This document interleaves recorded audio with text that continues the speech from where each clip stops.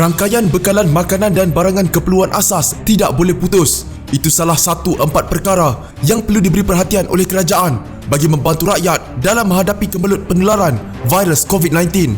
Bekas Perdana Menteri Datuk Seri Najib Razak berkata, rangkaian bekalan makanan dan keperluan asas itu termasuk topeng muka, sanitizer, PPE, alat bantuan pernafasan dan ubat.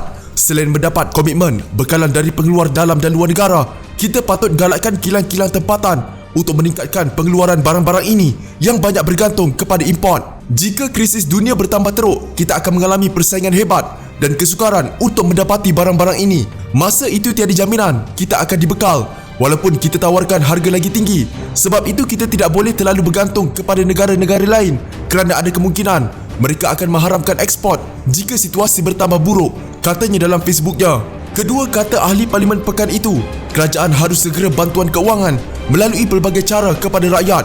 Get money into the people's hand immediately bagi menyelamatkan ekonomi negara serta menjamin kelangsungan hidup golongan paling terjejas. Kerajaan mesti memberi bantuan keuangan yang mencukupi melalui pelbagai cara. Ini termasuk meningkatkan dan memperluaskan bantuan BRIM, membenarkan pengeluaran dari akaun KWSP serta bantuan kepada mereka yang terpaksa mengambil cuti tanpa gaji atau diberhentikan kerja, peniaga kecil yang terpaksa tutup dan pekerja bergaji harian seperti pemandu Grab dan pemandu teksi, ujarnya lagi. Beliau mencadangkan kepada kerajaan untuk mengembalikan BRIM bujang bagi mereka di bawah umur 40 tahun dan menghapuskan dasar tak masuk akal Pakatan Harapan untuk hanya bantu bujang berumur 40 tahun ke atas. Pada masa ini, kerajaan tidak boleh kedekut lagi. Ini dah jadi matter of survival untuk negara. Naikkan lagi peruntukan bagi projek-projek kecil yang boleh dilaksanakan serta-merta. Pastikan proses pemberian projek ini adalah amat cepat dan bayaran untuk projek ini tidak lambat.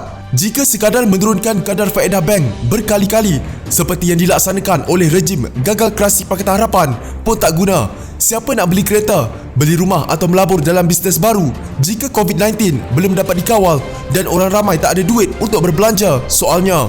Ketiga, katanya proses saringan mesti diteruskan dan arahan kuarantin dibuat jika perlu.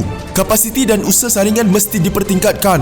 Saya difahamkan bahawa KKM sudah pun merancang untuk meningkatkan jumlah saringan harian dari 3,500 sehari ke lebih 10,000 sehari. Namun kapasiti ini masih tidak mencukupi kerana 10,000 sehari bermaksud 300,000 orang sebulan sahaja ataupun 1% daripada jumlah penduduk Malaysia. Lebih ramai dan lagi laju kita mampu saring, lagi cepat kita dapat menghalang COVID-19 untuk merebak, katanya lagi. Beliau juga mencadangkan rangkaian perubatan swasta serta syarikat insurans yang mengendalikan MySalam untuk membiayai secara penuh atau berkongsi kos dengan kerajaan untuk memberi ujian percuma kepada mereka yang percaya telah terdedah kepada risiko COVID-19.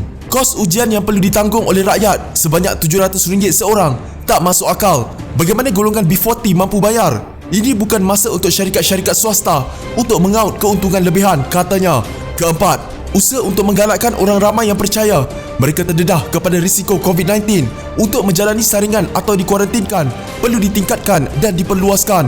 Mereka perlu disanjung sebagai hero bila mereka berani tampil ke depan untuk diuji dan dikuarantin, bukan dihina dan maklumat peribadi mereka ditularkan, kata Najib. Jika anda mempunyai gejala seperti demam, batuk dan sesak nafas, jangan berlengah untuk terus ke klinik atau hospital bagi menjalani ujian saringan. Bersama kita tangani wabak COVID-19.